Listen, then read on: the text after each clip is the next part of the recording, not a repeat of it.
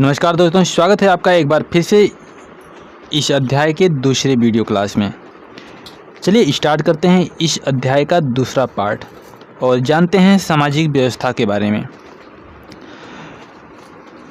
दोस्तों, सामाजिक घटना अथवा प्रक्रियाओं का अर्थ विषमताओं में ही साफ उभर कर आता है।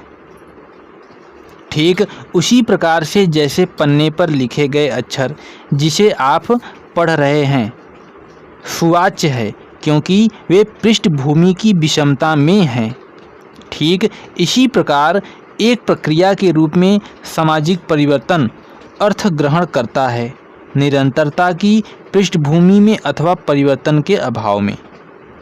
यह अजीब लग सकता है, परंतु परिवर्तन एक संकल्पना के रूप में तभी अर्थवान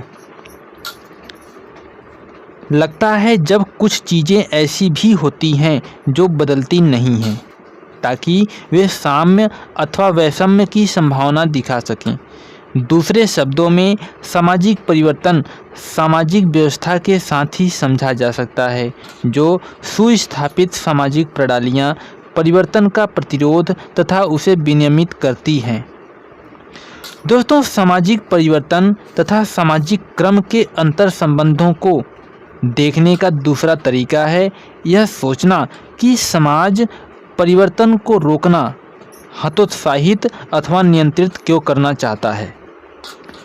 अपने आप को एक शक्तिशाली तथा प्रासंगिक सामाजिक व्यवस्था के रूप में सुव्यवस्थित करने के लिए प्रत्येक समाज को अपने आप को समय के साथ पुनर्उत्पादित करना तथा उसके स्थायित्व को बनाए रखना पड़ता है।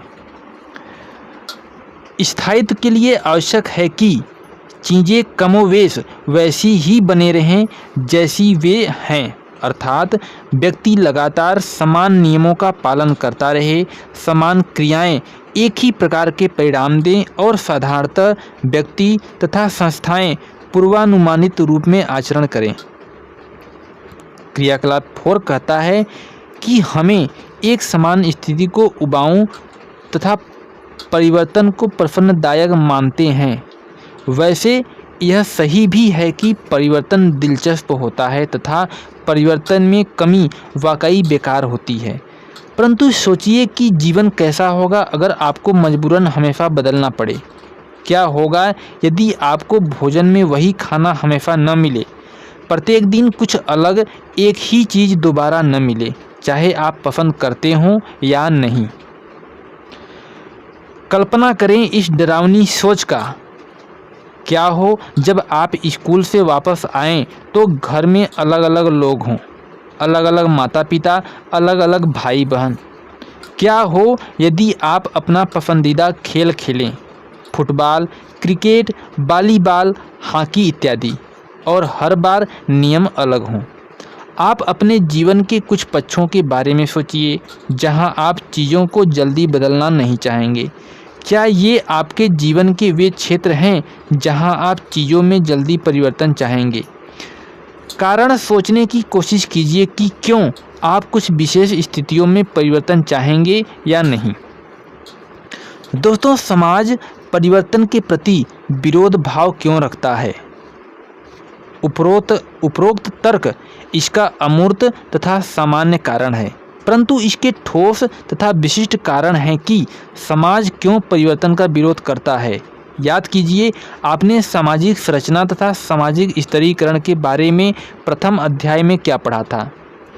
अधिकतर समाज असंगत रूप में संस्तरित होते हैं, अर्थात आर्थिक संसाधनों, सामाजिक स्तर तथा राजनीतिक शक्ति के संदर्भ में विभिन्न वर्गों की स्थिति भिन्न है। यह आश्चर्यजनक नहीं है कि जिनकी स्थिति अनुकूल है वे यथास्थिति चाहते हैं तथा जो विपरीत परिस्थितियों में हैं परिवर्तन चाहते हैं। अतः समाज के शासक अथवा प्रभावशाली वर्ग अधिकांशतः सामाजिक परिवर्तन का विरोध करते हैं जो उनकी स्थिति को बदल सकते हैं, क्योंकि स्थायित्व में उनका अपना हित होता है। वहीं दूसरी तरफ अधीनस्थ अथवा शोषित वर्गों का हित परिवर्तन में होता है। सामान्य स्थितियाँ अधिकांशतः अमीर तथा शक्तिशाली वर्गों की तरफदारी करती हैं तथा वे परिवर्तन के प्रतिरोध में सफल होती हैं। यह समाज के स्थिर रहने का दूसरा विस्तृत कारण है। सामान्यतः यह माना जाना कि सामाजिक व्यवस्था परिवर्तन के विचारों से प्रतिबंधित नहीं है, इसका अर्थ सकारात्मक अधिक है। यह सामाजिक संबंधों के विशिष्ट पद्धति तथा मूल्यों एवं मानदंडों के सक्रिय अनुरक्षण तथा उत्पादन को निर्देशित करता है। विस्तृत रूप में सामाजिक व्यवस्था इन दो में से किसी एक तरीके से प्राप्त की जा सकती है, जहां व्यक्ति नियमों तथा मानदंडों को स्वतः मानते हों अथवा जहां व्यक्तियों को मानदंडों को मानने के लिए बाध्य किया जाता हो। प्रत्येक समाज इन दोनों तरीकों का मिश्रित प्रयोग सामाजिक व्यवस्था बनाए रखने के लिए करता है। दोस्तों, सामाजिक व्यवस्था के सहज संकेंद्रण का स्रोत मूल्यों तथा मानदंडों की साझेदारी से निर्धारित होता है। यह समाजीकरण की प्रक्रिया में अपनाया जाता है। समाजीकरण भिन्न परिस्थितियों में अधिक या न्यूनतः कुशल हो सकता है, परंतु वह कितना ही कुशल क्यों न हो, यह व्यक्ति की दृढ़ता को पूर्ण रूप से समाप्त नहीं कर सकता। दूसरे शब्दों में, समाजीकरण मनुष्य को रोबोट नहीं बना सकता। यह हर समय प्रत्येक मानदंड के लिए पूर्ण तथा स्थायी सहमति तैयार नहीं कर सकता। इसका अनुभव आपने भी अपने जीवन में किया होगा। नियम तथा विश्वास जो एक समय में प्राकृतिक तथा सही लगते हैं, दूसरे समय में उतने सही नहीं लगते।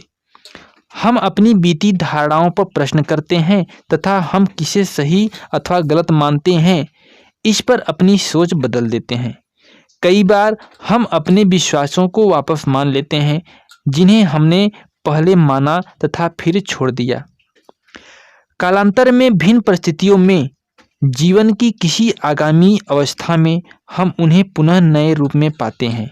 अतः समाजीकरण सामाजिक व्यवस्था को बनाए रखने के लिए अथक प्रयास करता है, परंतु यह प्रयास भी अपने आप में पूर्ण नहीं होता।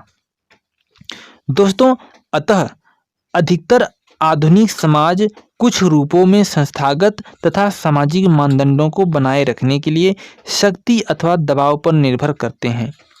यह आवश्यक है।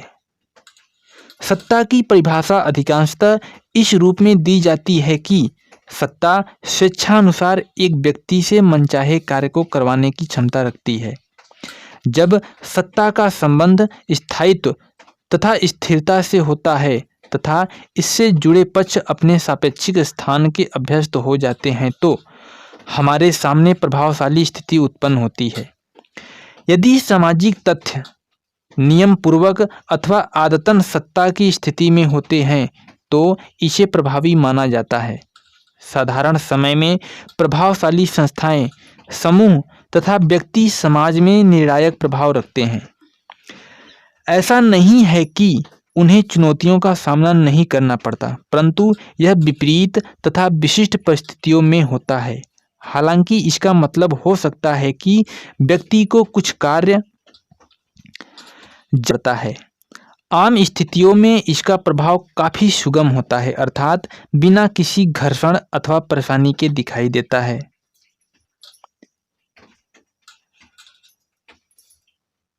बाध्य सहयोग की संकल्पना अध्याय 1 में देखिए। उदाहरणतः महिलाएं अपने जन्म के परिवार में संपत्ति के अधिकार का दावा क्यों नहीं करती?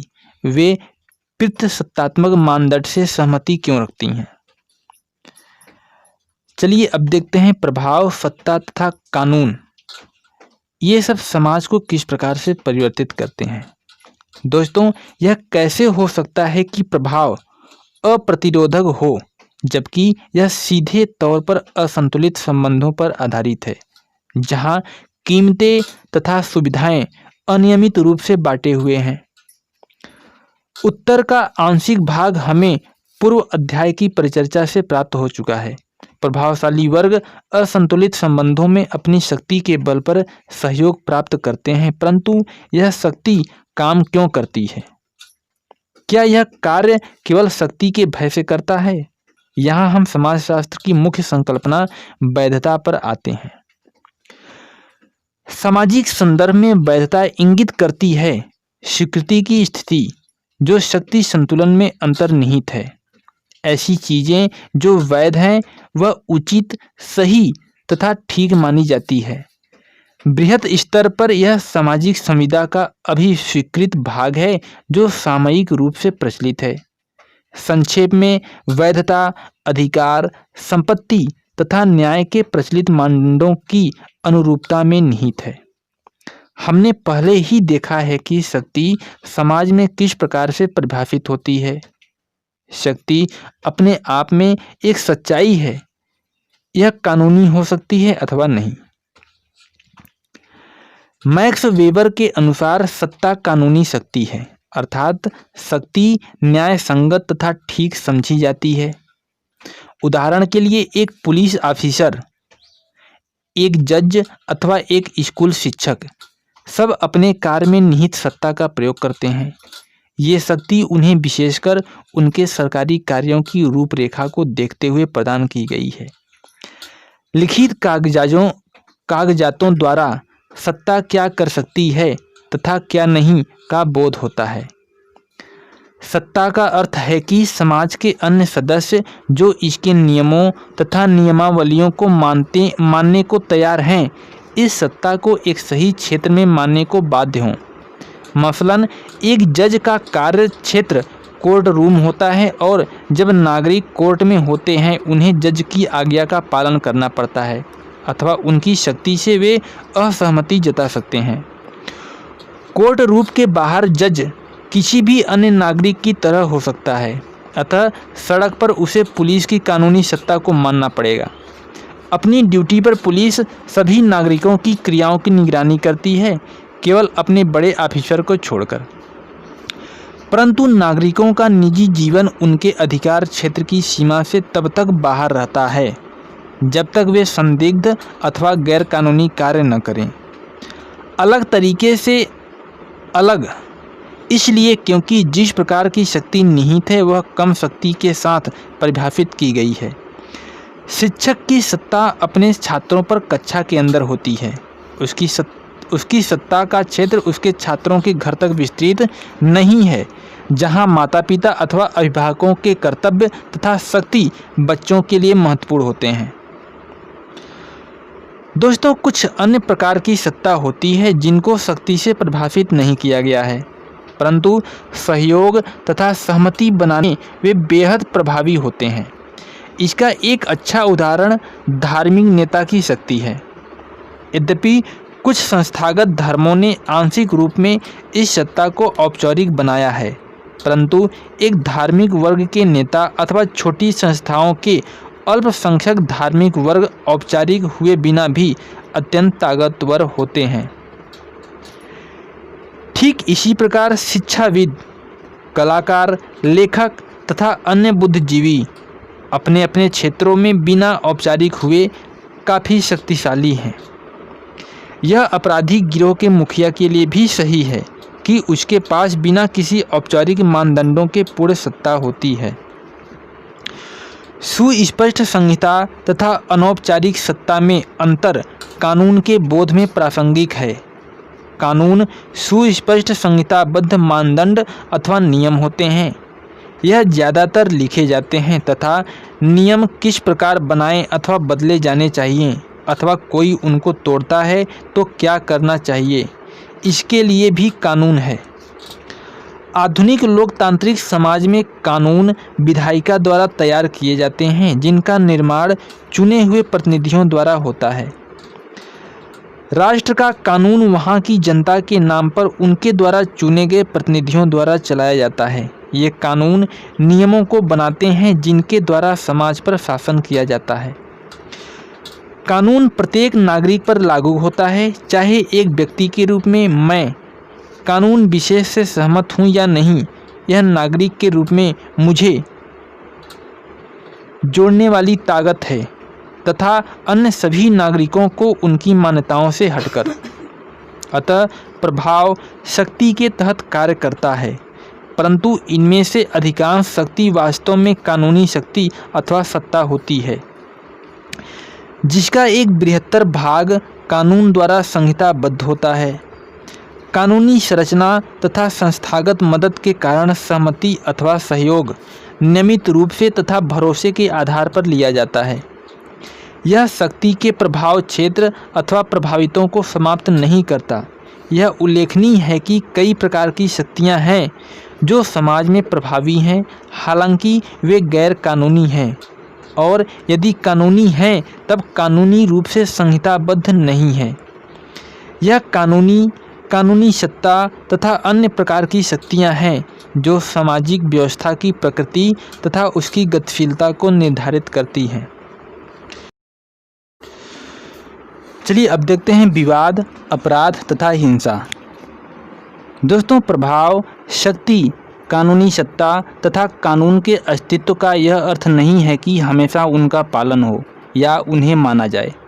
आपने पहले ही समाज में संघर्ष तथा प्रतियोगिता के बारे में पढ़ा है। ठीक इसी प्रकार समाज में विवाद के सामान्य प्रकार को जानने की आवश्यकता है। विवाद विस्तृत रूप में असहमति के लिए एक शब्द के रूप में प्रयुक्त हुआ है। प्रतियोगिता तथा संघर्ष इससे अधिक विशिष्ट हैं तथा असहमति के अन्य प्रकारों को छोड़ देते हैं जिनका इस प्रकार की परिभाषा में वर्णन न किया जा सके।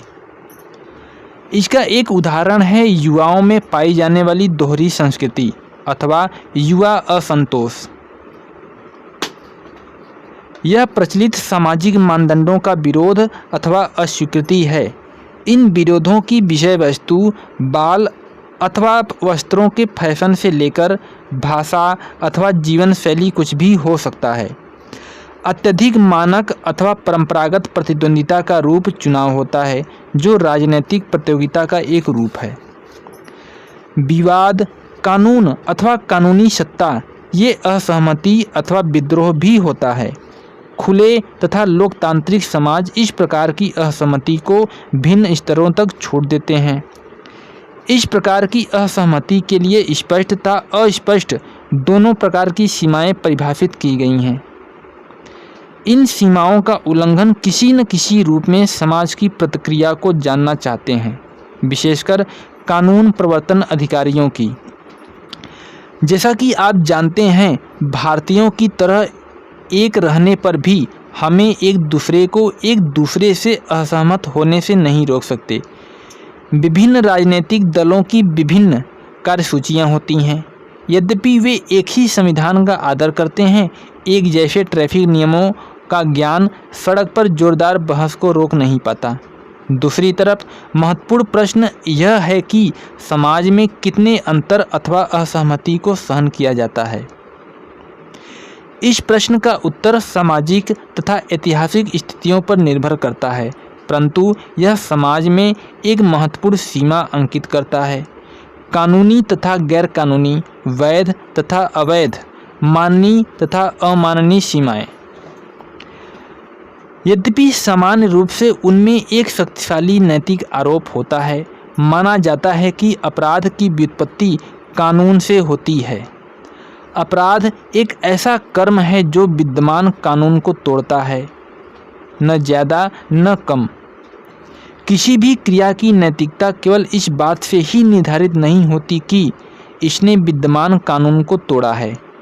यदि विद्यमान कानून न्यायपूर्ण नहीं है, उदाहरण के तौर पर एक व्यक्ति इसे तोड़ने में ऊंचे नैतिक कारणों का दावा करता है।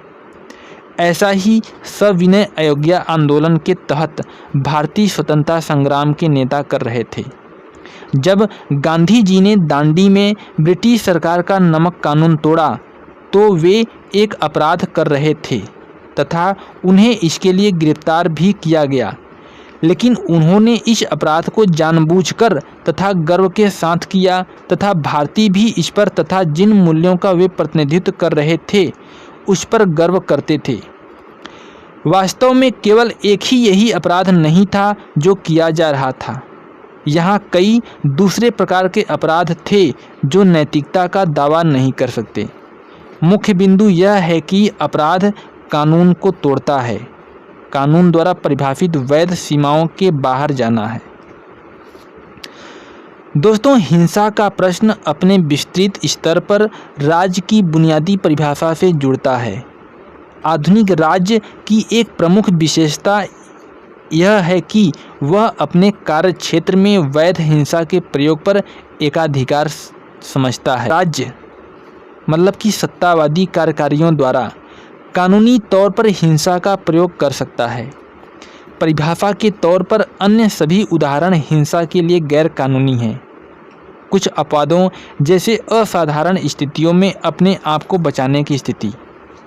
अतः तकनीकी तौर पर हिंसा की प्रत्येक क्रिया को राज्य के खिलाफ देखा जा सकता है। यदि मैं किसी व्यक्ति पर हमला अथवा उसे जान से मार दूं तो राज्य मुझे हिंसा के वैध प्रयोग के एकाधिकार का हनन करने पर अभियोजित करेगा। यह साफ है कि हिंसा सामाजिक व्यवस्था की शत्रु है तथा विरोध का उग्र रूप है, जो मात्र कानून का ही नहीं बल्कि महत्वपूर्ण सामाजिक मानदंडों का भी अतिक्रमण करती है। समाज में हिंसा सामाजिक तनाव का प्रतिफल है तथा गंभीर समस्याओं की उपस्थिति को दर्शाती है। यह राज्य की सत्ता को चुनौती भी है। इस अर्थ में वैध शासन की असफलता सहमति तथा खुले तौर पर संघर्षों का होना है। गांव, कस्बों और नगरों में सामाजिक व्यवस्था तथा सामाजिक परिवर्तन, यह हमारे अध्याय का अगला हेडिंग है। चलिए इसके बारे में देखते हैं। दोस्तों, अधिकांश समाजों का वर्गीकरण ग्रामीण तथा नगरीय क्षेत्रों में किया जाता है, इसलिए जीवन की दशाएं तथा सामाजिक संगठन के रूप इन क्षेत्रों में एक दूसरे से काफ़ी अलग होते हैं। अतः सामाजिक व्यवस्था के रूप जो इन क्षेत्रों में विद्यमान होते हैं तथा विभिन्न प्रकार के सामाजिक परिवर्तन के प्रकार पाए जाते हैं, जिन्हें समझना काफ़ी महत्वपूर्ण है। हम सब मानते हैं कि एक गांव, कस्बा अथवा नगर का अर्थ क्या है, परंतु क्या हम ठीक तरह से इनमें अंतर स्पष्ट करते हैं? अध्याय 5 में ग्रामीण अध्ययन के अंतर्गत एम.एन. श्रीनिवास पर हुई चर्चा देखें। समाजशास्त्री दृष्टिकोण से गांवों का उद्भव सामाजिक संरचना में आए महत्वपूर्ण परिवर्तनों से हुआ, जहां खानाबदोशी जीवन की पद्धति को स्वीकार, भोजन संकलन तथा अस्थायी कृषि पर आधारित थी का संक्रमण स्थायी जीवन में हुआ। स्थानीय कृषि अथवा कृषि का वह रूप जहां जीविकोपार्जन के लिए एक स्थान से दूसरे स्थान पर नहीं घूमना पड़ता, के साथ सामाजिक संरचना में भी परिवर्तन आया। भूमि निवेश तथा तकनीकी खोजों ने कृषि में अतिरिक्त उत्पादन की संभावनाओं को जन्म दिया, जो उसके सामाजिक अस्तित्व के लिए अपरिहार्य हैं। अतः स्थायी कृषि का अर्थ हुआ संपत्ति का जमाव संभव था, जिसके कारण सामाजिक विषमताएं भी आईं। अत्यधिक उच्च श्रम विभाजन ने व्यावसायिक विशिष्टता की आवश्यकता को जन्म दिया। इन सब परिवर्तनों ने मिलकर गांव के उद्भव को एक आकार दिया, जहां लोगों का निवास एक विशिष्ट प्रकार के सामाजिक संगठन पर आधारित था। आर्थिक तथा प्रशासनिक शब्दों में ग्रामीण तथा नगरीय बसावट के दो मुख्य आधार हैं: जनसंख्या का घनत्व तथा कृषि आधारित आर्थिक क्रियाओं का अनुपात। बाह्य आकृति के विपरीत आकार हमेशा निर्णायक नहीं होते। बड़े गांव तथा छोटे शहरों को मात्र उनकी जनसंख्या के आधार पर एक दूसरे से अलग करना कठिन होता है। अतः शहरों तथा नगरों में जनसंख्या का घनत्व अधिक होता है अथवा प्रति इकाई क्षेत्र में लोगों की संख्या, जैसे वर्ग किलोमीटर की तुलना में गांव। दोस्तों, यद्यपि लोगों की संख्या की दृष्टि से वे छोटे होते हैं, परंतु गांवों का विस्तार तुलनात्मक रूप में अधिक बड़े क्षेत्र में होता है। शहरों तथा नगरों से गांव को उनके आर्थिक प्रारूप में कृषिजन्य क्रियाकलापों में एक बड़े भाग के आधार पर भी अलग किया जाता है।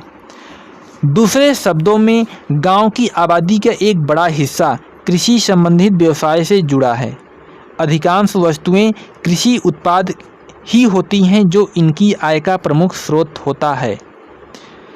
मुख्यतः कस्बे तथा नगर में अंतर प्रशासनिक परिभाषा का विषय है। एक कस्बा तथा नगर मुख्यतः एक ही प्रकार के व्यवस्थापन होते हैं। जहां अंतर उनके आकार के आधार पर होता है। एक शहरी संकुल एक ऐसे नगर के संदर्भ में प्रयुक्त होता है जिसके चारों ओर उपनगरीय क्षेत्र तथा उपराश्रित व्यवस्थापन होते हैं। महानगरीय क्षेत्र के अंतर्गत एक से अधिक नगर आते हैं अथवा एक क्रमवार शहरी व्यवस्थापन जो एक अकेले शहर के कई गुना के बराबर होते हैं। जिस दिशा में आधुनिक समाज का विकास हुआ है, नगरीकरण की प्रक्रिया अधिकतर देशों में देखी जा रही है। यह ऐसी प्रक्रिया है जहां क्रमशः नगरीय जनसंख्या का बड़े से बड़ा हिस्सा ग्रामीण क्षेत्रों की अपेक्षा नगरों में रहता है। अधिकांश विकसित देश ज़्यादातर नगरीय हैं।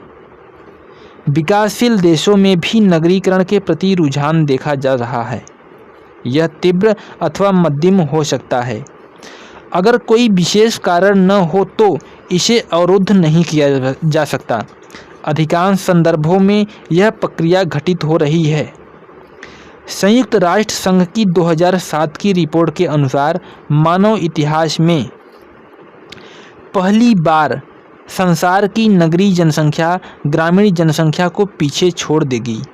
भारतीय समाज में भी नगरीकरण की प्रक्रिया देखी जा सकती है। स्वतंत्रता के तुरंत बाद नगरीय क्षेत्रों में निवास करने वाली जनसंख्या का प्रतिशत 1901 में 11% से थोड़ा कम तथा 1951 में 17% से थोड़ा ज़्यादा था। 2000 की जनगणना के अनुसार अब 28% के करीब जनसंख्या नगरीय क्षेत्रों में रहती है। 2000 की जनगणना के अनुसार भारत की लगभग 35% जनसंख्या नगरों में निवास करती है। दोस्तों, अब चलिए हम देखते हैं ग्रामीण क्षेत्रों में सामाजिक व्यवस्था तथा सामाजिक परिवर्तन। चूँकि गांवों की वस्तुनिष्ठ स्थिति भिन्न होती है, अतः यह अपेक्षा की जाती है कि सामाजिक व्यवस्था तथा सामाजिक परिवर्तन की प्रकृति में भी भिन्नता होगी। गांवों का आकार छोटा होता है, अतः ये अधिकांशतः व्यक्तिगत संबंधों का अनुमोदन करते हैं। गांव के लोगों द्वारा तकरीबन गांव के ही दूसरे लोगों को देखकर पहचान लेना असामान्य नहीं है। अधिकांशतः गांव की सामाजिक संरचना परंपरागत तरीके से संचालित होती है। इसलिए संस्थाएं जैसे जाति, धर्म तथा सांस्कृतिक एवं परंपरागत सामाजिक प्रथाओं के दूसरे स्वरूप यहाँ अधिक प्रभावशाली हैं। इन कारणों से जब तक कोई विशिष्ट परिस्थितियाँ न हों, गाँव में परिवर्तन नगरों की अपेक्षा धीमी गति से होता है। इसके लिए अलग से भी कई कारण जिम्मेदार हैं। विभिन्न परिस्थितियां यह सुनिश्चित करती हैं कि समाज के अधीनस्थ समूहों के पास ग्रामीण इलाकों में अपने नगरीय भाइयों की तुलना में अभिव्यक्ति के दायरे बहुत कम होते हैं। गांव में व्यक्ति एक दूसरे से सीधा संबंध होता है, इसलिए व्यक्ति विशेष का समुदाय के साथ असहमत होना कठिन होता है और इसका उल्लंघन करने वालों को सबक सिखाया जा सकता है। इसके साथ ही प्रभावशाली वर्गों की शक्ति सापेक्षिक रूप से कहीं ज़्यादा होती है, क्योंकि वे रोजगार के साधनों तथा अधिकांशतः अन्य संसाधनों को नियंत्रित करते हैं। अतः गरीबों को प्रभावशाली वर्गों पर निर्भर होना पड़ता है, क्योंकि उनके पास रोजगार के अन्य साधन अथवा सहारा नहीं होता। कम जनसंख्या के कारण अधिक व्यक्तियों को संगठित करना कठिन कार्य होता है। विशेषकर इस प्रकार की कोशिशों को बलशाली वर्ग से छिपाया नहीं जा सकता तथा जल्दी ही उसे दबा दिया जाता है। अतः संक्षेप में, यदि गांव में पहले से ही मजबूत शक्ति संरचना होती तो उसे उखाड़ फेंकना बहुत कठिन होता है। ग्रामीण क्षेत्रों में शक्ति संरचना के संदर्भ में होने वाला परिवर्तन और भी धीमा होता है, क्योंकि वहाँ की सामाजिक व्यवस्था अधिक मजबूत और स्थिर होती है। किसी क्षेत्र में परिवर्तन आने में भी समय लगता है, क्योंकि गांव बिखरे होते हैं तथा पूरी दुनिया से एकीकृत नहीं होते जैसे नगर तथा कस्बे होते हैं। यह सही है, संसार के नए साधन विशेषकर टेलीफोन तथा टेलीविज़न से काफ़ी परिवर्तन आया है। अतः अब सांस्कृतिक पिछड़ापन गांवों तथा नगरों के बीच काफ़ी कम या न के बराबर हो गया है। अन्य संचार के साधनों जैसे सड़कें और रेल में भी समय के साथ सुधार आया है। इसके कारण मात्र कुछ एक गांव एकांत अथवा पिछड़ा होने का दावा कर सकते हैं। ऐसे शब्द जो बिना सोचे समझे भूतकाल में गांव के साथ जुड़े थे, इसने समाज को और भी गतिशील किया है। निसंदेह कृषि से संबंधित परिवर्तन अथवा कृषकों के सामाजिक संबंधों का ग्रामीण समाजों पर गहरा प्रभाव पड़ा है। अतः भू स्वामित्व की संरचना में आए परिवर्तनों पर भूमि सुधार जैसे कदमों का सीधा प्रभाव पड़ा। भारत में स्वतंत्रता के बाद भूमि सुधार के पहले चरण में दूरगामी जमींदारों से स्वामित्व के हक लेकर उन समूहों को दे दिए गए जो वास्तव में भूमि की देखभाल तथा खेती कर रहे थे। इनमें से अधिकांश समूह मध्यवर्ती जातियों से संबंधित थे और यद्यपि वे स्वयं ज़्यादातर कृषक नहीं थे, पर उन्होंने कृषि पर आधिपत्य जमा लिया। इनकी संख्या के अनुरूप इस तथ्य ने उनके सामाजिक स्तर तथा राजनीतिक शक्ति को बढ़ाया, क्योंकि चुनाव जीतने के लिए उनके वोट आवश्यक थे। एम.एन. श्रीनिवास ने इन वर्गों को प्रभावी जातियों के नाम से पुकारा है। कई क्षेत्रीय संदर्भों में प्रभावी जातियां आर्थिक दृष्टि से बेहद शक्तिशाली हो गई थी तथा गांवों में उनका वर्चस्व होने के कारण उन्होंने चुनावी राजनीति को प्रभावित किया। आज के संदर्भ में ये प्रभावी जातियां स्वयं अपने से निम्न जातियों, निम्नतर तथा अत्यधिक पिछड़ी जातियों द्वारा दृढ़तापूर्वक किए गए विद्रोहों से स्वयं भी जूझ रही हैं। इस कारण कई राज्यों जैसे आंध्र प्रदेश, बिहार, उत्तर प्रदेश तथा तमिलनाडु में प्रमुख सामाजिक आंदोलनों की प्रवृत्ति देखी जा रही है। इसी प्रकार कृषि की तकनीकी प्रणाली में परिवर्तन ने भी ग्रामीण समाज पर व्यापक तथा तत्कालिक प्रभाव डाला है। नई मशीनरी के प्रयोग से श्रम में बचत होती है तथा फसलों की नवीन पद्धति इत्यादि के कारण मजदूर की मांग में परिवर्तन अपेक्षित होगा तथा इसके कारण विभिन्न सामाजिक समूहों जैसे जमींदार तथा मजदूरों के बीच मोल भाव की सापेक्षिक ताकतों में परिवर्तन आएगा। यदि वे प्रत्यक्ष रूप से मजदूरों की मांग को प्रभावित न भी करते हों, तकनीकी तथा आर्थिक परिवर्तन विभिन्न समूहों की आर्थिक शक्ति को परिवर्तित कर सकते हैं और इस प्रकार परिवर्तनों की श्रृंखला को प्रारंभ करते हैं। कृषि की कीमतों में आकस्मिक उतार चढ़ाव, सूखा अथवा बाढ़ ग्रामीण समाज में विप्लव मचा। भारत में किसानों द्वारा हाल ही में की गई आत्महत्या की संख्या में वृद्धि इसके उदाहरण हैं। वहीं दूसरी तरफ बड़े स्तर पर विकास कार्यक्रम जो निर्धन ग्रामीणों को ध्यान में रखकर चलाए जाते हैं, उनका भी काफ़ी असर पड़ता है। इसका एक बढ़िया उदाहरण 2005 का राष्ट्रीय ग्रामीण रोजगार गारंटी अधिनियम है। राष्ट्रीय ग्रामीण रोजगार गारंटी अधिनियम के बारे में जानकारी हासिल कीजिए। इसका उद्देश्य क्या है, यह एक प्रमुख विकास योजना क्यों मानी जाती है, इसे कौन कौन सी समस्याओं का सामना करना पड़ता है, अगर यह सफल हो जाता है तो इसके क्या प्रभाव हो सकते हैं। चलिए अब देखते हैं नगरीय क्षेत्रों में सामाजिक व्यवस्था तथा सामाजिक परिवर्तन के बारे में। अभी इसके पहले हमने गाँव में सामाजिक व्यवस्था तथा परिवर्तन के बारे में पढ़ा। अब हम पढ़ेंगे नगरीय क्षेत्रों में सामाजिक व्यवस्था तथा सामाजिक परिवर्तन के बारे में। दोस्तों, यह सर्वविदित है कि नगर अपने आप में बेहद प्राचीन है। ये प्राचीन समाज में भी थे। नगरवाद जन समूह के एक बड़े भाग की जीवन पद्धति के रूप में आधुनिक घटना है। आधुनिक काल से पहले व्यापार, धर्म तथा युद्ध कुछ महत्वपूर्ण कारक थे जो नगरों की महत्ता तथा स्थिति तय करते थे। ऐसे नगर जो मुख्य व्यापार मार्ग अथवा पत्तन और बंदरगाहों के किनारे बसे थे, प्राकृतिक रूप में लाभ की स्थिति में थे। इसी प्रकार वह नगर जो सामरिक दृष्टि से बेहतरीन रूप में स्थित थे, आखिर में धार्मिक स्थल अधिक संख्या में भक्तों को आकर्षित करते थे और इस प्रकार नगर अर्थव्यवस्था को सहारा देते थे। भारत में भी प्राचीन नगरों के उदाहरण देखे जा सकते हैं। जैसे असम में ब्रह्मपुत्र नदी के किनारे बसा मध्यकालीन व्यावसायिक नगर तेजपुर, अथवा कोझिकोड, जो पहले कालीकट नाम से जाना जाता था, जो उत्तरी केरल में अरब महासागर पर स्थित है। दोस्तों, हमारे पास मंदिर, नगरों तथा धर्म स्थलों के कई उदाहरण हैं। जैसे राजस्थान में अजमेर, उत्तर प्रदेश में वाराणसी, जिसे बनारस तथा काशी के नाम से भी जाना जाता है, तथा तमिलनाडु में मदुरई। जैसा कि समाजशास्त्रियों ने स्पष्ट किया है कि नगरीय जीवन तथा आधुनिकता दोनों एक ही सिक्के के दो पहलू हैं।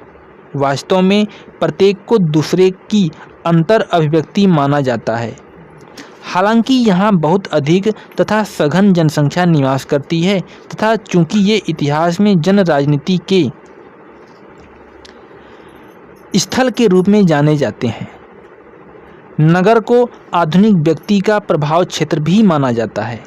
अज्ञानता तथा सुविधाओं का सम्मिश्रण तथा साथ ही एक ऐसी संस्था जिसे बड़ी संख्या में लोग अपना सकें। नगर व्यक्ति को संतुष्ट करने के लिए अंतहीन संभावनाएं प्रदान करता है। गांव जहां व्यक्तिवादिता को हतोत्साहित करता है तथा अधिक दे नहीं सकता, नगर व्यक्ति का शोषण करता है। यद्यपि अधिकांश कलाकारों, लेखकों तथा मनीषियों ने जब नगर को व्यक्ति का स्वर्ग कहा तो वे गलत नहीं थे, लेकिन यह भी सत्य है कि स्वतंत्रता तथा अवसर केवल कुछ व्यक्तियों को ही प्राप्त है। उपयुक्त तरीके से केवल सामाजिक तथा आर्थिक विशेषाधिकार प्राप्त अल्पसंख्यक ही पूर्ण रूपेण उन्मुक्त तथा संतुष्ट जीवन जी सकते हैं। अधिकतर व्यक्ति जो नगरों में रहते हैं, बाध्यताओं में ही सीमित रहते हैं तथा उन्हें सापेक्षिक स्वतंत्रता प्राप्त नहीं होती है। ये परिचित सामाजिक तथा आर्थिक बाध्यताएं विभिन्न प्रकार के सामाजिक समूहों की सदस्यता द्वारा लाई जाती है। जैसा कि आप पूर्व अध्याय में पढ़ चुके हैं, नगर भी समूह पहचान के विकास को पालित करते हैं, जो विभिन्न कारकों जैसे प्रजाति, धर्म, निर्जाति, जाति, प्रदेश तथा समूह प्रत्येक कस्बे के शहरी जीवन का पूर्ण प्रतिनिधित्व करते हैं। वास्तव में कम स्थान में अत्यधिक लोगों का जमाव पहचान को और तीव्र करता है तथा उन्हें अस्तित्व, प्रतिरोध तथा दृढ़ता की रणनीति का अभिन्न अंग बनाता है। नगरों तथा कस्बों के अधिकांश महत्वपूर्ण मुद्दे तथा समस्याओं का संबंध स्थान के प्रश्न से जुड़ा है। जनसंख्या का उच्च घनत्व स्थान के मूल्य पर अत्यधिक जोर देता है तथा रहने के स्थान की बहुत जटिल समस्या उत्पन्न करता है। नगरीय सामाजिक व्यवस्था का प्राथमिक कार्य है कि नगर की स्थानीय जीवन क्षमता को आश्वस्त करे। इसका अर्थ है कि संगठन तथा प्रबंधन कुछ चीज़ों को जैसे निवास तथा आवासीय पद्धति, जन सहायता के साधन उपलब्ध करा सकें, ताकि कर्मचारियों की बड़ी संख्या को कार्यस्थल से लाया तथा ले जाया जा सके।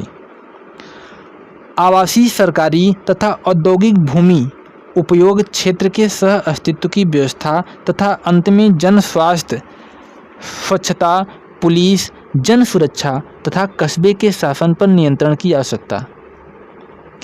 इनमें से प्रत्येक कार्य अपने आप में एक बृहत उपक्रम है तथा योजना, क्रियान्वित और रखरखाव को दुर्जय चुनौती देता है। इसे और जटिल बनाते हैं वे कार्य जो समूह, निर्जातीयता, धर्म, जाति इत्यादि के विभाजन तथा तनाव से न केवल जुड़े बल्कि सक्रिय भी होते हैं।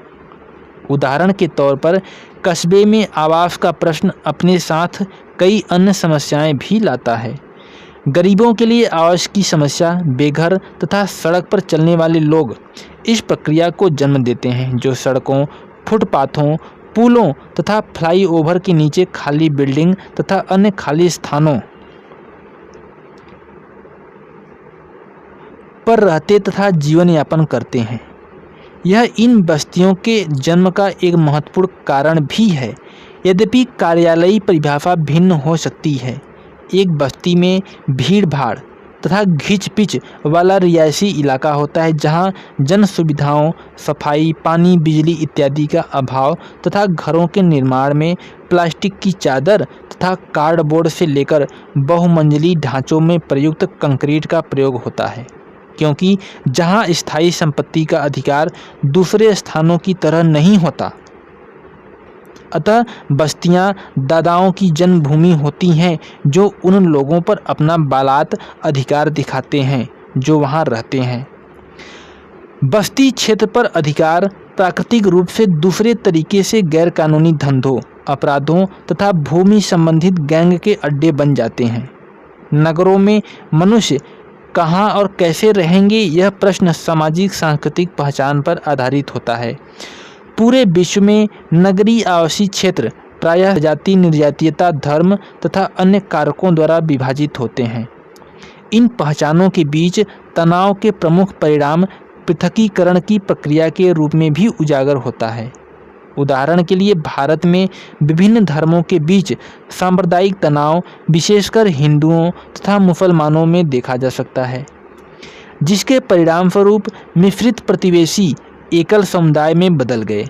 सांप्रदायिक दंगों को ये एक विशिष्ट देशिक रूप दे देते हैं, जो बस्तीकरण की नवीन प्रक्रिया घेटोआइजेशन को और बढ़ाते हैं। भारत के कई शहरों में ऐसा हुआ है। हाल ही में 2002 के दंगों के दौरान गुजरात में देखा गया पूरे विश्व में व्याप्त गेटेड समुदाय जैसी वृत्ति भारतीय शहरों में भी देखी जा सकती है। इसका अर्थ है एक समृद्ध प्रतिवेशी का निर्माण जो अपने परिवेश से दीवारों जहां प्रवेश तथा निकास नियंत्रित होता है। अधिकांश ऐसे समुदायों को अपनी समानांतर नागरिक सुविधाएं जैसे पानी और बिजली सप्लाई, पुलिस तथा सुरक्षा भी होती है। क्रियाकलाप 6। क्या आपने अपने कस्बे अथवा नगर में इस प्रकार के गेटेड समुदाय को देखा या सुना है, अथवा कभी उनके घर गए हैं? बड़ों से इस समुदाय के बारे में पता कीजिए। चार दीवारी तथा गेट कब बने? क्या इसका विरोध किया गया? यदि हाँ, तो किसके द्वारा? ऐसे स्थानों पर रहने के लिए लोगों के पास कौन से कारण हैं? आपकी समझ से शहरी समाज तथा प्रतिवेशी पर इसका क्या असर पड़ेगा? दोस्तों, अंततः आवासीय प्रतिमान नगरीय अर्थव्यवस्था से निर्णायक रूप से जुड़े हैं। नगरीय परिवहन व्यवस्था प्रत्यक्ष तथा गंभीर रूप से आवासीय क्षेत्रों के सापेक्ष औद्योगिक तथा वाणिज्यिक कार्यस्थलों से प्रभावित हुए हैं। अगर ये दूर दराज स्थित होते हैं, जैसा कि अक्सर होता है, ऐसी स्थिति में बृहत जन परिवहन प्रणाली के निर्माण तथा उसके रखरखाव की आवश्यकता है। सफ़र करना जीवन की एक शैली हो जाती है तथा विच्छेदन का हमेशा के लिए जरिया बन जाता है। परिवहन व्यवस्था का नगर में काम करने वालों की जीवन की गुणवत्ता पर सीधा प्रभाव पड़ता है। सड़क परिवहन पर भरोसा सरकार के बजाय निजी साधनों जैसे बस की अपेक्षा कार के प्रयोग से ट्रैफिक के जमाव तथा वाहन प्रदूषण की समस्या पैदा होती है। उपरोक्त चर्चा से यह होगा कि रहने के स्थान के आवंटन जैसा सरल मुद्दा वास्तव में बेहद जटिल तथा नगरीय समाज के बहुआयामी पक्ष को दर्शाता है। प्रतिदिन लंबी दूरी का सफ़र तय करने वाले लोग एक प्रभावशाली राजनीतिक निर्वाचन क्षेत्र बन जाते हैं तथा कई बार बृहत उपसंस्कृति को बढ़ावा देते हैं। उदाहरण के लिए मुंबई की उपनगरीय ट्रेन, जो लोकल के नाम से लोकप्रिय है, में सफ़र करने वालों के बीच संबंध अनौपचारिक रूप ले लेते हैं। ट्रेन के सामूहिक क्रियाकलापों में भजन गाना, त्यौहार मनाना, सब्जी काटना, ताश तथा बोर्ड खेलना और टूर्नामेंट भी शामिल है अथवा सामान्यतः समाजीकरण की प्रक्रिया देखी जा सकती है। दोस्तों, नगरीय क्षेत्रों में सामाजिक परिवर्तन के रूप तथा तत्व को स्थान के केंद्रीय प्रश्न के संदर्भ में बेहतर ढंग से समझा जा सकता है। परिवर्तन का एक प्रत्यक्ष व प्रचलित तत्व किसी विशेष प्रतिवेशी तथा स्थान द्वारा उच्चता तथा निम्नता का अनुभव है। पूरे विश्व में नगरी केंद्र अथवा मूल नगर का केंद्रीय क्षेत्र के जीवन में बहुत से परिवर्तन आए। नगर के शक्ति केंद्र 19वीं तथा 20वीं शताब्दी के प्रारंभ तक बने रहने के पश्चात नगरी केंद्र का पतन 20वीं शताब्दी के उत्तरार्ध तक हुआ। यह उपनगर के विकास का भी समय था, क्योंकि कई विभिन्न कारणों से संपन्न वर्ग ने नगरों के अंदरूनी भाग से पलायन किया था। आज पश्चिम के अधिकांश देशों में नगरीय केंद्रों का पुनरुत्थान हो रहा है तथा यह सामुदायिक जीवन को पुनः प्रारंभ करने की कोशिश के रूप में देखा जा रहा है। इससे संबंधित घटना भद्रीकरण से है, जो प्रतिवेश के पूर्वतः निम्न वर्ग का मध्यम अथवा उच्च वर्ग के परिवर्तित स्वरूप को इंगित करता है। जैसे जैसे भूमि की कीमतों में वृद्धि हुई, यह उद्यमियों के लिए अधिक लाभदायक साबित हुआ तथा उन्होंने इस परिवर्तन को प्रभावित करने का प्रयत्न किया। किसी बिंदु पर प्रचार संतुष्टि देने वाला होता है, क्योंकि जैसे किराए की दर बढ़ती है तथा उपबस्ती ने एक न्यूनतम निर्णायक व्यापार तथा निवासी का रूप अपना लिया। परंतु कभी कभी यह कोशिश बेकार भी जाती है, जिससे प्रतिवेश का स्तर गिर जाता है तथा वह अपनी पुरानी स्थिति में पहुंच जाता है। क्रियाकलाप 7। क्या आपने अपने पड़ोस में भद्रीकरण देखा है? क्या आप इस तरह की घटना से परिचित हैं? पहले उपबस्ती कैसी थी जब यह घटित हुआ? पता कीजिए किस रूप में परिवर्तन आया है। विभिन्न सामाजिक समूहों को इसने कैसे प्रभावित किया, किसे फायदा तथा किसे नुकसान पहुंचाया। इस प्रकार के परिवर्तन का निर्णय कौन लेता है? क्या इस पर मतदान होता है अथवा किसी प्रकार की परिचर्चा होती है? दोस्तों, जन परिवर्तन के साधनों में परिवर्तन नगरों में सामाजिक परिवर्तन ला सकते हैं। समर्थ, कार्यकुशल तथा सुरक्षित जन परिवहन शहरी जीवन में भारी परिवर्तन लाते हैं तथा नगर की आर्थिक स्थिति को प्रभावित करने के साथ ही साथ उसके सामाजिक रूप को भी आकार प्रदान करते हैं। कई विद्वानों ने जन परिवहन पर आधारित नगर जैसे लंदन तथा न्यूयॉर्क तथा वे नगर जो निजी परिवहन पर मुख्यतः निर्भर करते हैं जैसे लॉस एंजेल के अंतर पर काफ़ी कुछ लिखा है। यह देखा जाना बाकी है।